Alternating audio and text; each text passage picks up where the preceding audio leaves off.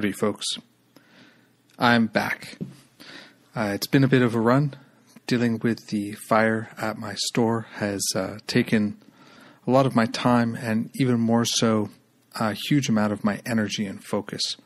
So the practice of getting up and just getting anything done has been rather challenging over the last stretch. However, everything is settled with my insurance now.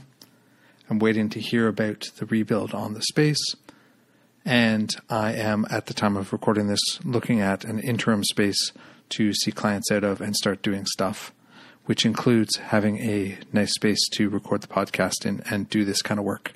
So, thanks for sticking around. Thanks for waiting. And thanks to everybody who checked in. And especially thanks to everybody who pitched in on the GoFundMe. All right, that's enough for me. Let's get on with this podcast.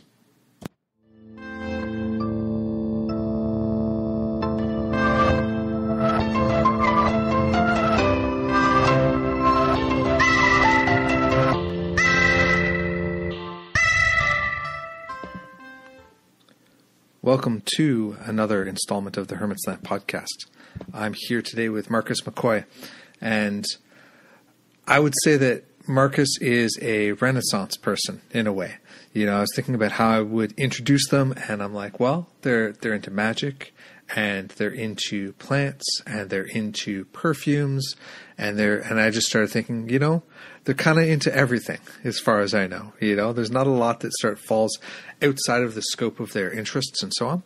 And I had the pleasure of meeting Marcus a few years back at the Northwest Tarot Symposium, and we had a great time hanging out, making ridiculous esoteric jokes, and a little bit of serious conversation too. But yeah, but for people who don't know you, Marcus, give us the quick down low.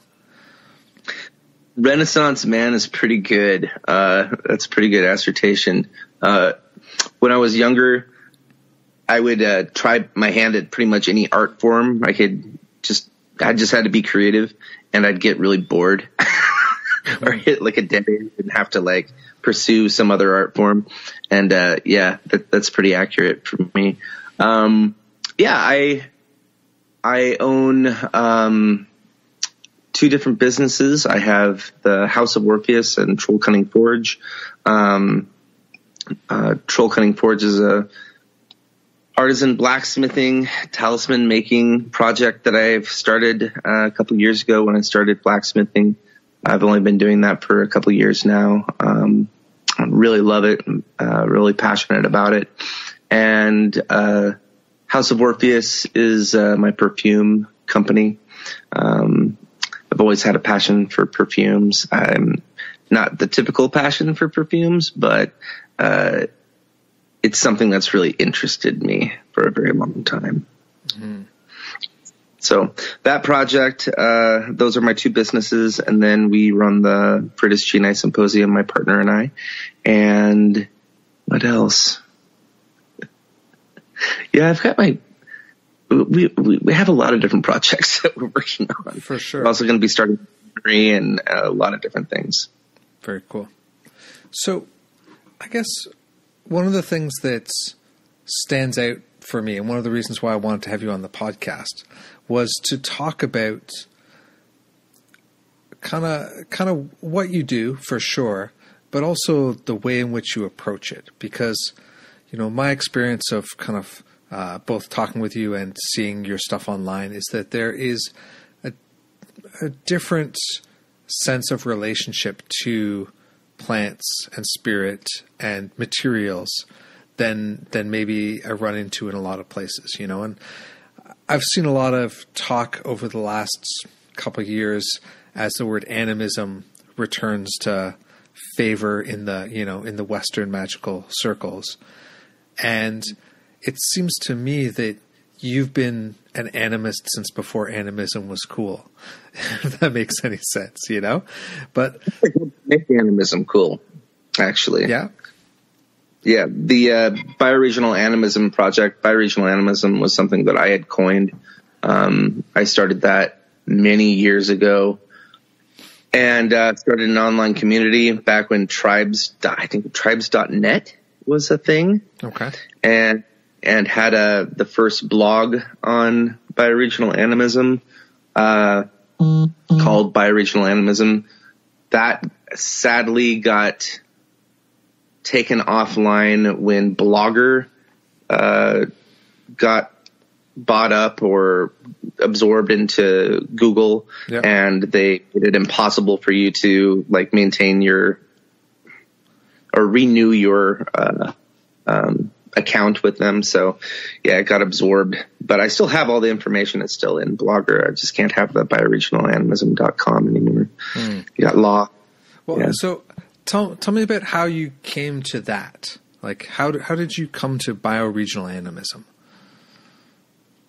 I was working with a South American shaman, doing a particular set of ceremonies every year. The particular ceremony was called the long dance ceremony, and he would incorporate South American shamanic practices with this North American dance that he had learned from his teacher named Beautiful Painted Arrow. And a lot of the insight that you got from the long dance ceremony was that you are the land dancing, you are place. And so as an extension of place, the spirit of place moves through you and creates prayers, it dances. And through that insight, I started recognizing that animism as a whole was the genus loci, or the spirit of place, moving through us, creating new traditions, establishing relationships to maintain an equilibrium within the bioregion, within the larger ecological whole, which includes human beings. But the problem is that most people think of themselves as being separate from that. Sure. Ceremonies like that allowed us to, or assist us in recognizing that we are the spirit of place and we're an expression of place, and that the traditions that we think that we are creating were actually just also an expression of that place experiencing itself as us. And so I think that's what I experienced and wanted to share with other people. And so bioregional animism became a way of communicating that to other people.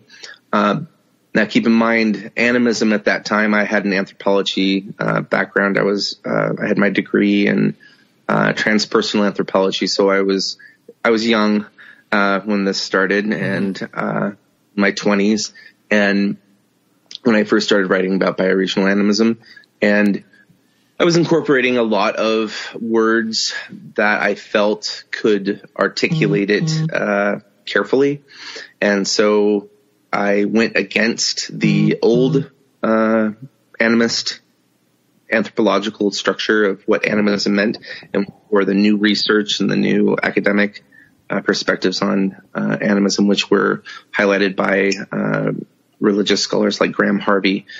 So what he did there was basically redefine animism in a way that was more akin to global populations of animist people, how they actually perceive it.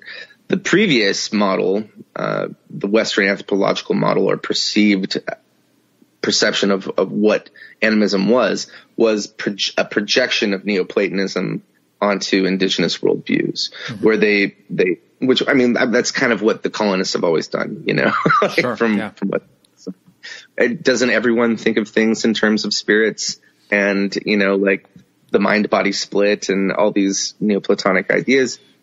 We just project them everywhere or see them everywhere.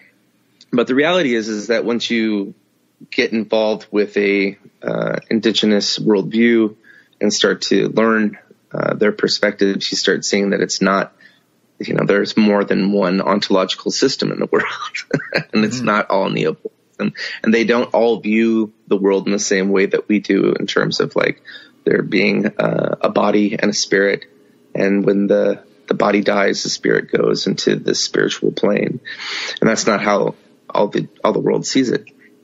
So instead of thinking of animism as things of having an animating spirit, we move over to a new way of looking at it, which is a relational ontology. And I think that's the thing that a lot of people, now that animism is really popular, a lot of people are really missing that. They're still thinking from this old colonial projection of animism onto animist people, indigenous people. But they're doing themselves a great disservice into not thinking about it further and actually looking at what indigenous people did. And instead, they're just maintaining. They're not animists. They're still Neoplatonists, but they're just now allowing other things to have a spirit. Right. Right. So that distinction between sort of projecting a human experience as a spirit in a body, right, being extended to everything else, which is the sort of Platonic model, right? And then in the other model, can you say more for people about what that difference is? How is that difference seen? You know, and I understand there's no universal difference there, but like, what are some other ideas or other ways of thinking about that you know, that use smaller words maybe? So, you want me to use smaller words? Damn it. Okay. I used to do that in the psych ward all the time when I led student groups. Yeah. So maybe do it. So, we are accepting that the world has many different viewpoints as to how it may work, right?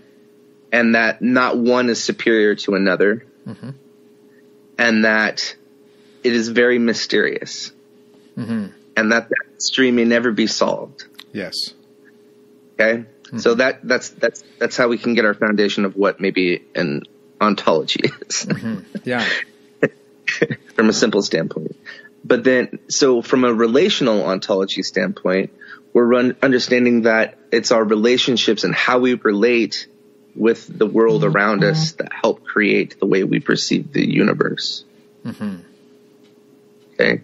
And so in that, what makes animism a relational ontology is that we accept and lend our own personhood to others, and we acknowledge others as being persons that have the ability to communicate with us, just as we do, because that's a trait that persons have. They can communicate. Yeah. Right. And so, now we've gone and we've taken animism and we've removed it from this idea that it has to revolve around an animating spirit, because having an animating spirit revolves around one particular ontological system. Yeah. We've identified that as being Neoplatonism, right? That we're projecting onto all the world's ontological systems. So we've stopped doing that, and now we can open up and acknowledge that there may be other ways of relating to persons, right? Yeah. That are still animist because of the relation aspect. So that means that there's a whole lot of different ways that we can relate. And I think that's really interesting and that's where I really got into the bioregional aspect, was that when I was writing about it, I never wanted anyone to identify as a bioregional animist, and that's kind of against the point. The point is to relate to place as self and to allow place to express itself as you. And so you would, in doing so, you would get to know yourself as place, and new traditions, new ways of being, new practices would become like an expression, just like a plant evolving in a place and now taking on new traits as it evolves surroundings. And so, unfortunately, a lot of people like these catchphrases and they want identity, and so they don't want to go deep with that, and so they just identify as a bioregional animist, and they still are working with these old ideas of what animism means, and they weren't really paying attention when I was talking in the first place, apparently. Well, and I think that, you know, having relationships to spirit and to place, you know, so often people are, at least from what I see and hear, a lot of it is very identity driven, is very narrow in its perspective, right? And I think that in what I hear you talking about, there is a multitude of possibilities that continue to be present all the time, you know. And I think about it like, you know, I mean, practicing, you know, the Lukumi tradition, right? You know, there are things that have ashe, right? They have energy, and they have a certain kind of energy that might be seen to be inherent in them. But those things are modified, and that energy is changed or different depending on the relationship and what's going on, and the time and place and where it's active. And it's different depending on the presence of the spirits, and whether the orishas are present, and whether they are embodying those elements or using those elements in a certain way, at which point that thing becomes something different than it was before. And in amongst all of that, it's continuously shifting and able to sort of hold a variety of energies, relationships, or spirit, for that matter. But it's not easily definable in terms of this is the thing that it is, right? Does that make sense? Is that kind of some of what you're talking about? Totally. And Lukumi is really an interesting example because it's something that spread from Africa to the New World. And in every place that it adapted to or recreated itself in, whether it was, I guess, Cuba and Brazil being the primary places, and some people could argue, I guess, that there was influences, of course, to like Haiti, but you can see, and I may be wrong there, but I'm no expert too, for sure. Yeah, sure. So it really is fascinating to see the differences in the way that they expressed themselves and how they adapted to place, and how they had to adapt to different plants and wildlife and nature itself. You know, I mean, it's nature religion in a sense. Yeah. So how do people start to find this kind of deeper connection? Like what do people, you know, now that your blogger group is gone, how do people approach this? What, you know, for people looking to, you know, go beyond sort of the kind of more direct or limited perspective we started off talking about, and looking to kind of dig deeper into how do we live in relationship to space and to the things that are there. What do you suggest people do?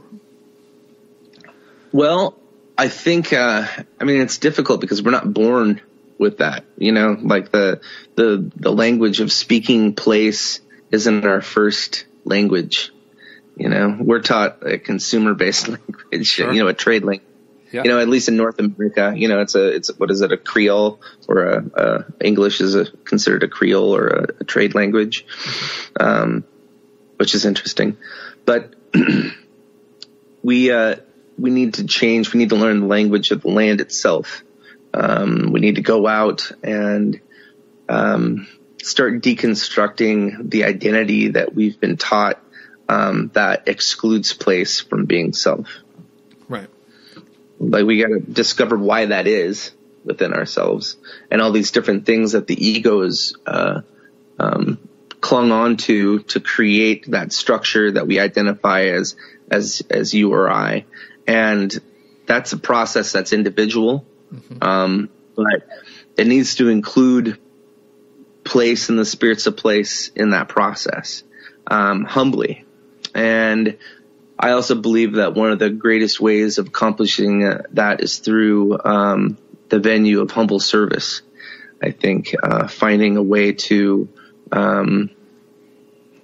integrate your motivations in your spiritual path in that process of discovering and deconstructing the ego and replacing it with a sense of self as one with place, is best done through the lens of a path of servitude, humble servitude. Yeah, I think it's easy to, and it's come up on many podcasts that I've done over the past few years. It's easy to have a very transactional relationship with spirit, or to try and have a transactional relationship with spirit. Like think about how people approach the Goetia and other things, right? Listen here, you do this, I'll do this, let's get it done. It's not necessarily, it doesn't necessarily work that way. Or, it can work that way, but it's not, it can't be, like, connecting to place can't be centered around that as the practice. That can be an avenue of it. What I learned from Peruvian practices is the idea of like sacred reciprocity, where there's an exchange of life force always going on, and that it's not transactional per se. Yeah. It's more of respect and honor and gratitude, and there are these things that make animism that are kind of like that you can see between all animist societies that become like a sort of what we consider spiritual, where it's living from the heart and the will, like where you're honoring everything, all the time, and you're respect to everything all the time, and you're in such deep gratitude to everything all the time. Like a good friend of mine in a ceremony once told me, when we were talking about, and trying to deconstruct those ego constructs that prevent us from feeling and allowing the spirit of the land to be us. And he looked at me and he's like, the more I'm grateful for, the more I have to be grateful for. And it was just these little things, these little insights that come throughout life, when you're dedicated to working on that path, that you remember, and they're so simple, but they keep your feet on the ground. Yeah, for sure. Evolution process. And yeah, and I think that there's a quality to the way in which we pay attention that changes with these kinds of approaches too. It's not about, it's about noticing what happens and noticing those things as the dialogue, and being part of that conversation, and I think about the birds that visit my backyard. I think about the surprising plants that emerged this spring, new, that have never had in my yard before. I don't know where it came from. I'm like, excellent, wonderful, welcome, new friends. And that'll be a thing that I will mull over for months to come, and sort of get a sense of what those are and what they want and why they, why they're here. And I understand that on one level we could say, well, probably the squirrels dug them up or the birds spread the seeds, but that's not really what it's about, right? It's about understanding what that relationship means and what that shifting relationship means as an extension of, as you say, ourselves, and as our sort of very, very extended sense of self within a space. Yeah, and it's as an herbalist, I get really excited because there's this idea called like volunteer plants, where like a plant will volunteer itself or introduce itself, and it's literally like discovering a new part of yourself. Right. Like, oh, I didn't know that I was really like that, or this is something about me that I never realized before. That's similar. It's a similar sense, like feeling, but you get really excited when this new plant introduces itself, or a new animal. Anytime I see a new life form that I've never seen before, you can ask my partner. I'm just like, oh my God. What is it? What's going on? What do you mean? What do you got to say? Sure. Yeah. And I get just in trance, and I just fall in love with all these new plants that I discover. I remember when I first discovered, talking more about plants now, but there's a plant called the ground ivy. And this plant just kept appearing. I just kept seeing it here and there, and it kept showing up. And I was really fascinated by it, and it just caught my eye, and it was such a subtle plant where you just glance over it, you wouldn't even notice it. It just grows like in the grass. You can't even see it sometimes, and sometimes you'll see like entire outcroppings of it. But it's really inconspicuous and doesn't really show itself. And it's got these little green kidney-shaped leaves and these little tiny, every once in a while it'll have these little tiny purple flowers. And you really don't notice it. And when you pick it and its aromatic properties are kind of maybe a little like on the mint level, but a little bit more pungent, like a geranium, kind of like in this kind of place in between the two. But like a little bit more like leaning towards like the stinking geranium side. And so you're like, okay, well maybe it's kind of a bitter. And then I did tried finding out what it was, trying to identify a plant that you've never heard of before, you just found. It's kind of challenging. Sure. But I was able to find some people that were like, oh yeah, it's this, and I posted a picture and talked to some other plant geeks and figured out that it was what it was. And started doing more research, looking at folklore stuff with it, and lo and behold, this plant is used to help you identify who's a witch. Okay. And that it will help you identify who's done witchcraft on you. But that's just in the folklore, like you read this and it's like, okay, well, there's no one tells you about like how they used it or what the folklore was other than that. It's just, that's what it was used for, or that's what its purpose was. Its other purpose was as a gruit, so adding it to beers as a flavoring for beers, which is also kind of interesting. So I get to know this plant, and I'm getting to know this plant now over years. It's like 3 or 4 years of me having this courtship with this plant, getting to know it better and better and better and better. And there are other ways that I've learned to get to know a plant really well if I really need to. Working with different visionary plants, you can, like ayahuasca, for example, you can get to know a plant spirit really easily. And also if you start practicing any of the work from the Grimoire Sympathia, Charbot's work, that's incredible. It's very much akin to South American plant shamanry. But at any rate, I wasn't taking the relationship that intensely with this plant, and I just wanted to get to know it the long way. But through just attuning myself to it and working with it, I started getting this idea that I should take the vine, wrap it into a kind of a wreath, a small wreath, like about the size that could go over your wrist, and then look it through it like a monocle, just symbolically, and then place it into your pocket and carry it around with you. And when I did that, all of the subtle witchcrafts that people do, and when I say subtle witchcrafts, I talk about, like glamour, making yourself look like you're someone that you're not, or envidia, or envy, the evil eye, these little things that everyone's capable of, that happen all the time to people, and that are also magical. And I started seeing these things happen, and people's glamours especially started to fade away, and I started seeing people that were in my life for who they really were, which was really startling. And I was really just blown away by this plant's ability to do that. I grow it now. It's been very helpful. It's very helpful.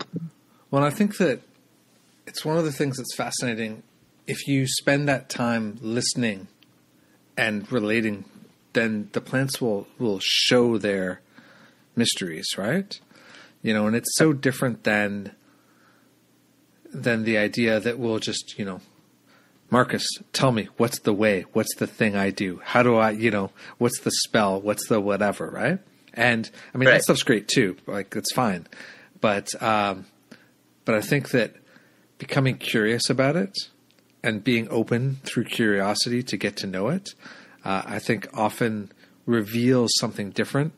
And to me, I think it's also, it's sort of like the idea of like, having a license from the plant to work with it, you know? If it reveals its mystery to you through whatever means, to me, that's often going to be way more effective or powerful or fruitful than maybe the stuff where you just went and read some stuff in a book and were like, oh, okay. And it's also going to be back to that idea of place. It's going to be, you know, where you are and what's available to you, right? As opposed to, you know, like as I practice Lukumi in Canada, right? It's like, it's hard because there's not a lot of stuff here that grows in the Caribbean, right? Some, you know. Same here in Seattle, you know, in the Washington area. Yeah. My friends that practice Lukumi, you know, up in Seattle and Renton, yeah, they have to deal with the same problems, you know, like with different trees or plants and things and having to order them. And yeah, it's interesting, that tradition and its adaptations to place, working with the local plants. Mm-hmm. I don't see a lot of it. I've heard some people trying to, work with local plants. But yeah, I haven't seen too much success with it yet. But once again, you know, like you were saying, we're treating the plant as a person, not an object, mm-hmm. or a tool. And I think a lot of times, the Western perspective is to treat things as objects and tools and to have a very utilitarian, relationship with it. You know, more of a new animism, we'll call it new animism approach, would be to relate to the plant as a person and to, like you were saying, you know, like establish a relationship with it. Mm-hmm. Let the plant teach you its secrets. Mm-hmm. You know, instead of trying to pry the secrets from the plant, we're getting to know it. Yeah. And a lot of plants really want to help. They want to introduce themselves to you. They want to, just like I was saying with the volunteer plants, it's amazing. Motherwort is a classic plant for new moms. Mm-hmm. And it's historically been known to just start growing at a new mother's house. Just start growing there. And that just helps. You know, if you know motherwort, it's a bit of an anti-anxiety, and I'm sure that your nerves are frazzled when you're a new parent. Definitely, I can attest to that for sure. Well, and there's something too about being in relationship to those plants over time. You know, I used to do this ceremony at this particular sort of woodland on a farm north of Toronto, and we did ceremony every month for 2 years there, basically. And one of the highlights was I spent 10 days there by myself, fasting and doing ceremonies and stuff. And during that time, my connection to that place grew tremendously, you know, because I was there, because I was around it, because I had seen it through seasons, you know. Mm-hmm. And the culmination of that particular retreat, there was a tree, a large cherry tree that was in sort of west of at the west edge of the space we did ritual at. And at the time that I was there, when I was doing my evening sun salutations, I realized that the cherry sap was oozing out of the tree, because as the sun set behind it, it became like little stained glass, you know, gems, you know? Oh, I know, yeah. Right? Yeah. And there are those moments where, you know, that's 15-minute window in the day at one part of the year, you know. But being there for that, it opens you up to different things and to, you know, different ways of relating to it, and, you know, collecting that resin and working with it and doing other things, and, you know, and so on, right? It's just, it's like it opens a road for you to start traveling down. Mm-hmm, indeed. And it's even more interesting. So a lot of different animist societies, believed, once again, they didn't necessarily all have this idea of like a spirit or a spirit world. A lot of things were just supernatural, right? And another trait that persons had was the trait of being able to shape change or become invisible. So we have invisibility and shape changing as being traits that persons have, especially supernaturally powerful persons. And plants and animals were considered some of the most supernaturally powerful beings around, other than huge aspects of nature, you know, lightning, thunder, mountains, rivers, lakes, things like that, the ocean. And so when you meet a plant and it has shape changed into human form and it talks to you, and you get to relate to it as another than human person that is taking on the shape of a human person so that it can relate to you,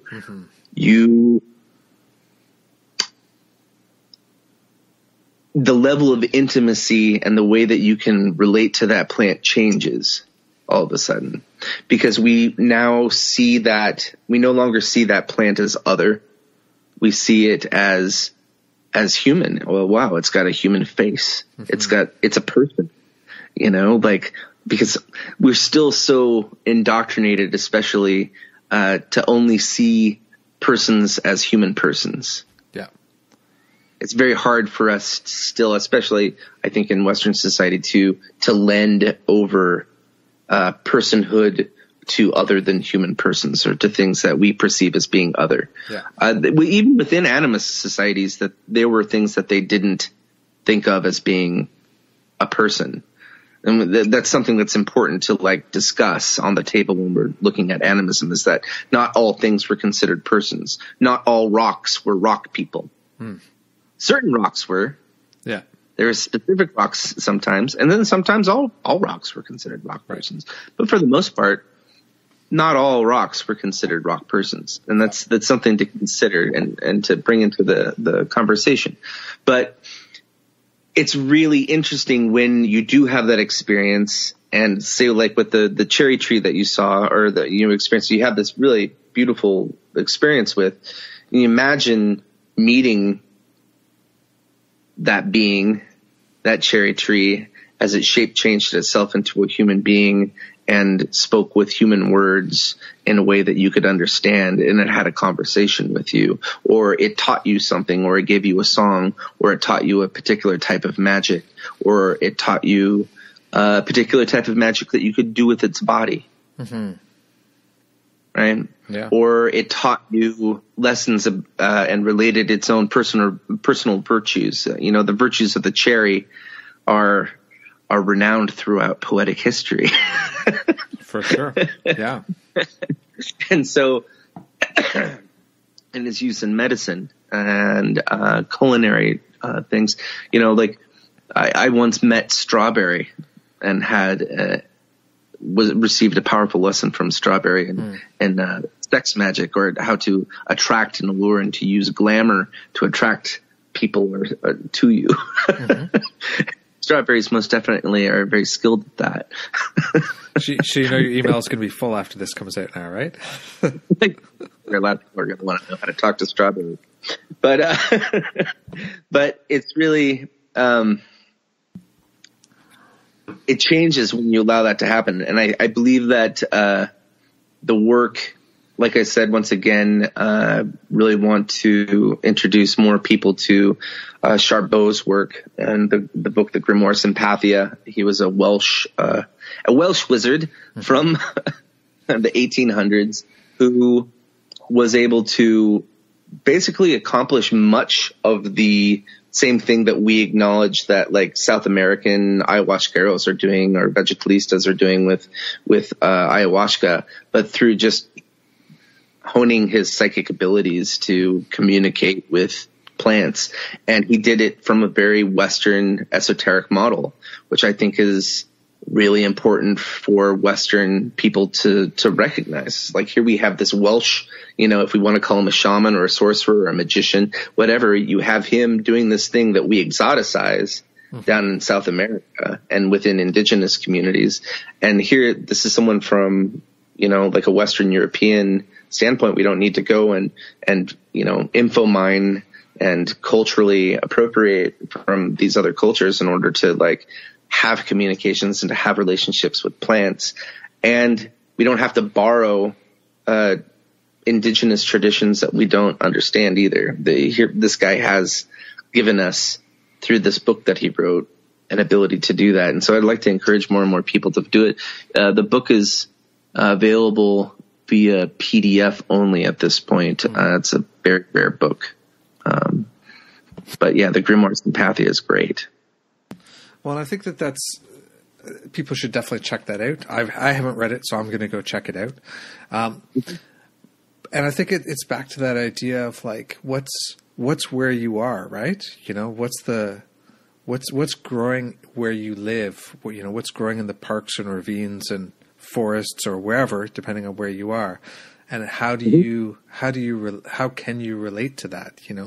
Because I think that there's so many wonderful and powerful plants. Like people, there's a lot of discussion about sage and smudging and fumigation and stuff like that. And if you want to clean something spiritually, like one of my favorite things to go to is, I have a very deep and long-term relationship with the burdock plant, and you go dig up some of those roots and, cook them up and use that to spray around your place. It does a really good job of getting rid of a lot of stuff, and it's not, and it's not exotic or fancy or glamorous or whatever. In fact, it's just a lot of work of trying to get those roots out of the ground, but it's worth it, Yeah. I mean, there's a lot of different things that you can do too. I mean, whether it's in just paying attention to your surroundings. And I mean, around here we have Western red cedar, and Western red cedar has always been worked with for cleansing amongst the indigenous people up here. But if you just start paying attention to the plant, you don't have to go through and like adopt their beliefs, or imitate their behaviors. You can actually just look at the plant and go, well, this plant doesn't allow anything to grow underneath of it. Yeah. Nothing grows underneath of a red cedar. And if you stand underneath of a red cedar in the middle of summertime, peak heat, you can actually feel the essential oils dripping out of it in a vaporous form and falling on you. And then those get into they saturate the soil, as well as, the branches falling down. But within the essential oils, volatile oils that are within the plant, you've got insecticides and herbicides and all these different like things that prevent other things from living underneath of it. Sure. And so it cleanses, it creates this protective circle around itself because trees grow in a circle. And so, they naturally protect themselves. And so you look at the relationship it has with water. You sit underneath of a cedar tree in the rain, and you pay attention to like, well, through the branches, the water are taking those same volatile oils and they're driving it deeper into the soil. Right. So there's a relationship between the rain and the cedar. And when I saw that and I experienced that, I was given a gift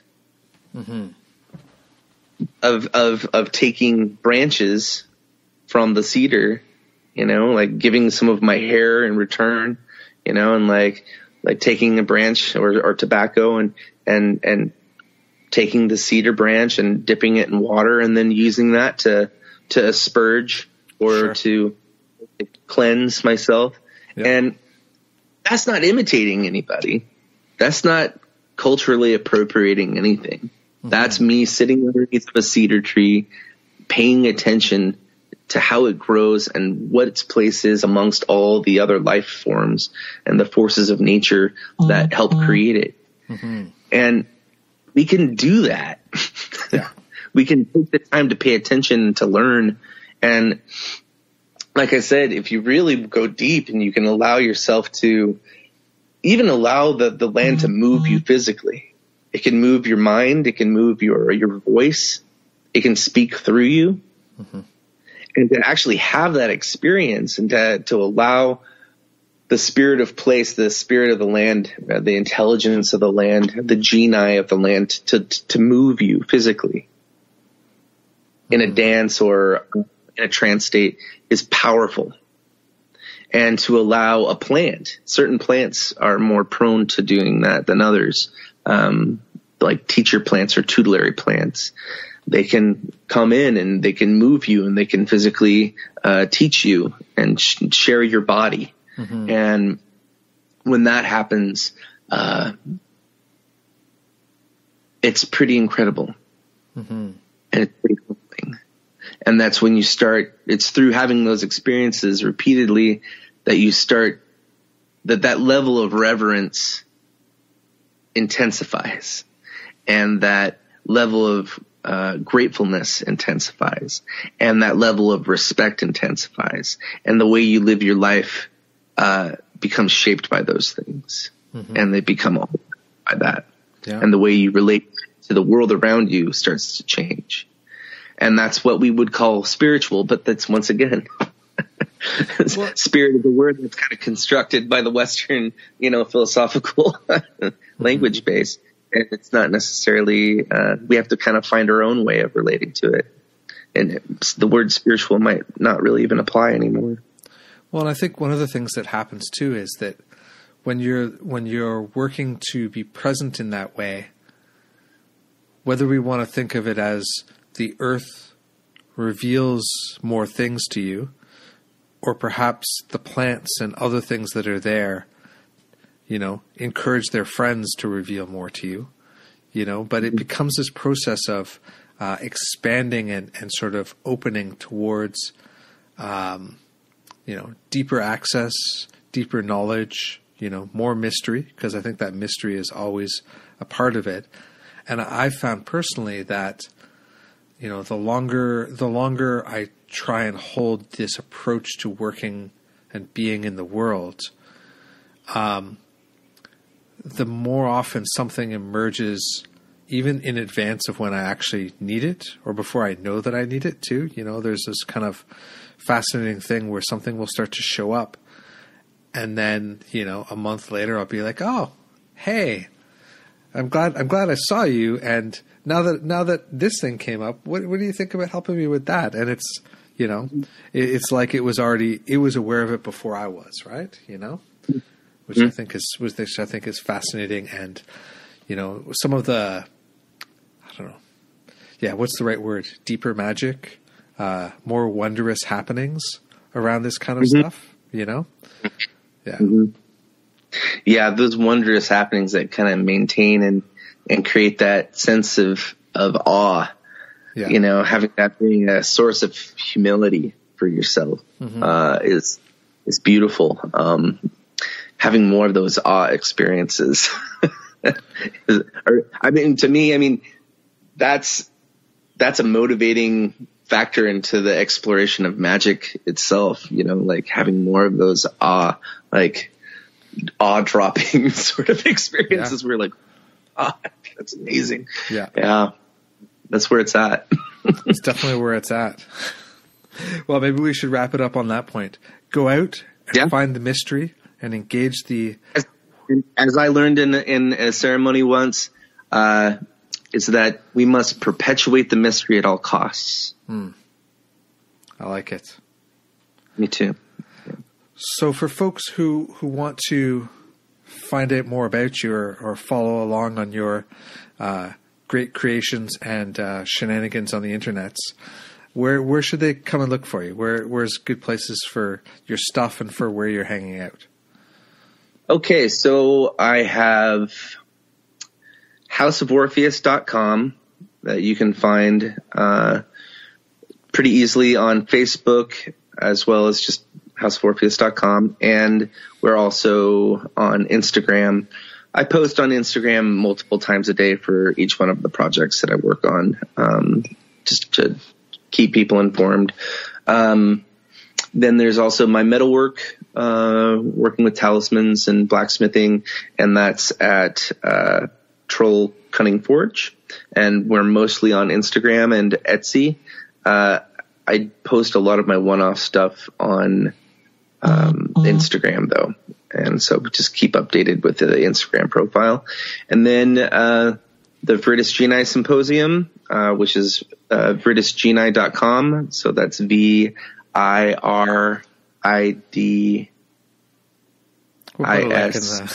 We'll put a link in the notes. Yeah. If I was writing it down, it'd be easier. And then we have a Instagram for that, as well as Facebook profile and website. That's going to be coming up really soon. People that are really interested in plant magic, I highly recommend checking it out. We've got Daniel Schulke and Corinne Boyer, and there's a whole bunch of really just amazing people speaking this year. And just really looking forward to it. It's going to be a great event. And also there's a publication in the same name, which we carry at the shop when we're back up and running. But, it's around. You can definitely get that as well. And there's a lot of great stuff in there that's worth checking out. Yeah, we just edited our I think this is our 5th year. So the 5th edition. It's going to be amazing. So yeah, really looking forward to it being published. And we publish that when it comes out, during the event. So it's available at the event for people. That's awesome. Well, thanks for hanging out with me today, Marcus. It's been a pleasure. Yeah, likewise. It's been great. Anytime. Thank you all, as always, for listening. I deeply appreciate it. The Patreon is going to start kicking back into high gear. So if you are interested in the podcast, you should definitely go check that out at patreon.com/thehermitslamp. And as of the end of May here, all of the things that I was doing, except for the retail store itself, should be kicking up again, including new classes, ability to see clients again, and a limited selection of online merchandise and goodies. So do check those things out. One of the biggest challenges after something like a fire disruption is reconnecting with people and getting their attention to let them know that you're back in business again. So if you do see my posts out on social, do me a solid and like them, comment on them, or share them. It's really difficult in this day and age to actually touch base with your customers in those kinds of ways. So those kinds of supports are deeply, deeply appreciated by me. All right, be well. I'll talk to you soon.